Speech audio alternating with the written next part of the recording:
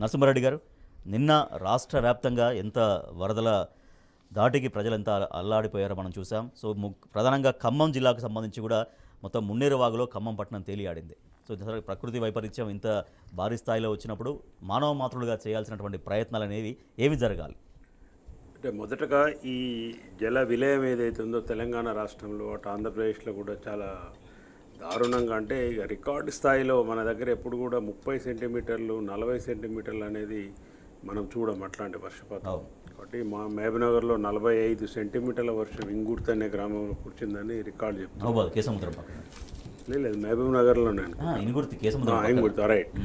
అయితే ఇట్లా జరుగుతున్న దాంట్లో నిన్న మా పార్టీ సీనియర్ నాయకుడు మాజీ మంత్రి గారు హరీష్ రావు గారు ఒక పిలిపించినారు.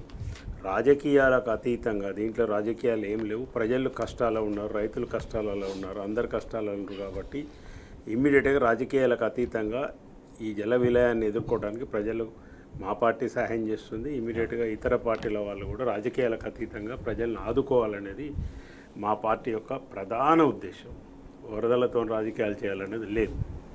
కానీ ప్రభుత్వం యొక్క బాధ్యత ఏంటిది అనేది మెయిన్గా ఉంది. బీఆర్ఎస్ శ్రేణులకు కూడా వారు పిలిపించినారు. ఎక్కడుంటే ఆ నియోజకవర్గాలలో తగిన సహాయ కార్యక్రమాలలో, ప్రభుత్వం చేస్తున్న కార్యక్రమాలలో పాల్గొనాలి. స్వతహాగా కూడా బీఆర్ఎస్ పార్టీ ప్రజలను ఆదుకోవడానికి ఎక్కడికక్కడ వాళ్ళకి ధైర్యం చెప్పడానికి, షిఫ్టింగ్లో కానీ మిగతా వాటి కానీ, నీళ్లు లేని దగ్గర నీళ్ళు అందించడం కానీ, ఆహారం లేకుండా ఆహారం అందించడం, ఇది మా యొక్క పార్టీ యొక్క లక్షణం. దీంట్లో రాజకీయాలకు అతీతంగా చేయాలని హరీష్ రావు గారు పిలిపించినారు. కాబట్టి ఈ వేదికగా బీఆర్ఎస్ పార్టీ శ్రేణులందరికీ కూడా మరొకసారి నా విజ్ఞప్తి, దయచేసి ఎక్కడెక్కడ ప్రజలు ఇబ్బందులు ఎదుర్కొంటున్నారో ఆ ఇబ్బందులలో మీరు పాల్గొని వాళ్ళకి కావాల్సిన సాయం అందజేయవలసిందిగా విజ్ఞప్తి. ఇంకా రెండవది, మీరు అన్నట్టు ప్రభుత్వం ఏం చేయాలి? ఎందుకంటే ప్రభుత్వం దగ్గర అంత వ్యవస్థలు ఉంటాయి కాబట్టి ప్రభుత్వం చేయవలసిన బాధ్యత ఏంటిది, అసలు ప్రభుత్వం ఏం చేస్తుంది, ఇవాళ ఏం చేస్తుంది ప్రభుత్వము? ముఖ్యమంత్రిగా నువ్వు ఎన్నుకోబడ్డ రేవంత్ రెడ్డి గారు ఫోన్లలో మాట్లాడతారండి. ముఖ్యమంత్రి గారు ఇమ్మీడియట్గా రెవెన్యూ, అసలు ఆరోగ్య శాఖ మంత్రి ఆయన నిన్న నుంచి అయితే ఆయన ఫోటో కూడా కనిపించలే పేపర్లో, ఎక్కడుండో తెలియదు. అసలు విషజ్వరాలు వచ్చి 15-20 రోజుల నుంచి రాష్ట్రం మొత్తం అతలాకొత్త, నెల రోజులు దరిదాపు. ఇప్పుడు మలేరియా, టైఫాయిడ్, డెంగ్యూ, చికెన్ గున్యా, ఎక్కడొక్క పిఎస్సీలో ఒక డాక్టర్ లేడు, మందు లేవు, చిట్టి రాసిస్తున్నారు. అసలు దామోదర్ రాజనరసింహ గారు ఎక్కడున్నో లేవండి సారే అన్నా, తాగి పండుకోనరా మీరు?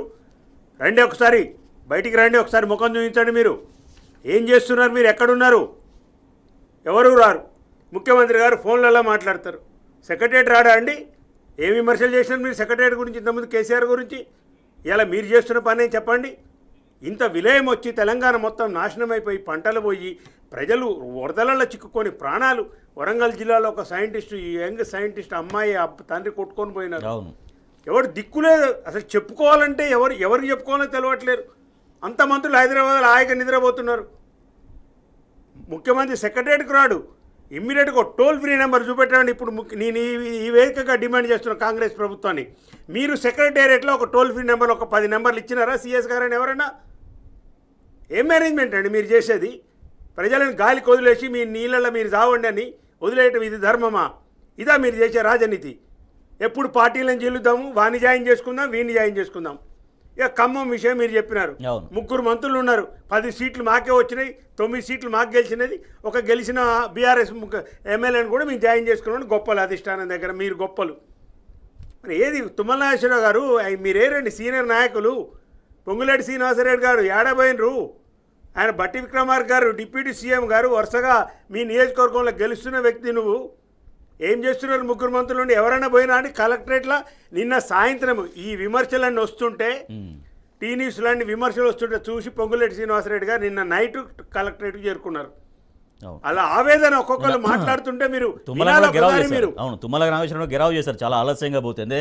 పొద్దుటి నుంచి మేము నీళ్ళల్లో ఉన్నా కూడా మాకు కనీసం ఓట్లు వేయించుకొని అధికారంలోకి రావటమేనా? అసలు పరిపాలన చేసేది ఏమన్నా ఉందా? ఈ 9 నెలల కాలంలో తేలిపోయిన అంశం ఏంది రాజేష్ గారు అంటే, కాంగ్రెస్ ప్రభుత్వం, ఈ రేవంత్ రెడ్డి కానీ ఇలా మంత్రి బృందం అంతా కూడా పరిపాలన చేత కాదు వీళ్ళకు. అసలు పరిపాలన తెలియదు వీళ్ళకు. ప్రజలంటే సోయి లేదు వీళ్ళకు, ప్రజల లేదు, అసలు తెలంగాణ సోయి లేదు, ప్రజల సోయి కూడా లేదు. ఓట్లేసి గెలిపించిన ప్రజలు ఇలా నానా విలయంలో పడి మొత్తం కొట్టుకొని పోతుంటే, తిండి లేదండి, తిండి లేదు, మంచి నీళ్లు లేవు, మొత్తం కూడా కాలుష్యం అయిపోయినాయి. మినిమం అవసరాలు షిఫ్టింగ్ లేదు. ఒక్క హెలికాప్టర్ తిరుగుతుందా ఎక్కడన్నా మీరు చూస్తుంటారా జిల్లాలో? లేదు లేదు కేసీఆర్ గారు ఉన్నప్పుడు ఎట్లుండే, ఒక 10 హెలికాప్టర్లు ఇమ్మీడియట్గా సైన్యంతో మాట్లాడి, ఇక్కడ కంట్రోల్ వాళ్ళతో మాట్లాడి, సైన్య అధికారులతో వెంటనే హెలికాప్టర్లను దించేది రంగంలోకి. ఎన్డీఆర్ఎఫ్ బృందాలు ఆడబోయిన నాకైతే ఇంతవరకు ఒక్క ఫోటో కూడా కనిపిస్తలే వారం 10 రోజుల నుంచి. నిన్న ఇంకా బీఆర్ఎస్ ఎంపీ మన రాజ్యసభ సభ్యులు వద్దిరాజు రవిచంద్ర గారు హెలికాప్టర్ కోసం ప్రయత్నం చేస్తే అది సో ఇవాళ మార్నింగ్ కల్లా వచ్చే ప్రయత్నం ఏదో జరుగుతుంది. రాష్ట్రంలో అసలు పరిపాలన ఉందా అంటున్నా. అందుకే చెప్పినాను, మొదట్లోనే చెప్పినాను, రాజకీయాలకు అతీతంగా మాట్లాడుతున్నాను. ప్రభుత్వం చేసే పని ఏంటిది, మీరు చేయవలసిన పని ఏంది? ప్రజలు వరదలలో కొట్టకపోతుంటే షిఫ్టింగ్ చేయాలి, మీరు సురక్షిత ప్రాంతాలకు తరలించాలి. ఆ పని ఎక్కడ మాకైతే కనిపించడం లేదు. రెండవది, ప్రజలకు ఆహారం అందించాలి, ఆహారము మంచినీళ్ళు అందించాలి, వైద్య సేవలు అందించాలి. ఏమన్నా మీరు చేస్తున్నారా? ఇవాళ కూడా ఆయన ఫోటోలు, రేవంత్ రెడ్డి గారి ఫోటోలు సిగ్గుండాలని మాట్లాడితే ముఖ్యమంత్రి కొను ఇంకా కూడా నవ్వుకుంటే ఫోటోలు దిగినాయి. అపాయింట్మెంట్స్, వేరే అపాయింట్మెంట్స్ ఉంటాయండి ముఖ్యమంత్రికి? రాష్ట్రం ఇట్లా అతలకుతలం అవుతుంటే నువ్వు వేరే వాళ్ళతో అపాయింట్మెంట్ ఇవ్వచ్చు? అసలు అది ముందు మొత్తం టోల్ ఫ్రీ నెంబర్ ఫస్ట్ నేను డిమాండ్ చేస్తున్నా. సెక్రటరియట్లో ఒక 10-20 టోల్ ఫ్రీ నెంబర్లు పెట్టండి, జిల్లాలో టోల్ ఫ్రీ నెంబర్ పెట్టండి, కలెక్టర్ల సమావేశం ఇమీడియట్గా మీరు మాట్లాడండి. ముఖ్యమంత్రి గారు బయటికి రావాలి, వరద ప్రాంతాలకు పోవాలి, అక్కడ ఆలోచన చేయాలి, వాళ్ళు కూర్చొని సమీక్షించాలని నేను డిమాండ్ చేస్తున్నాను.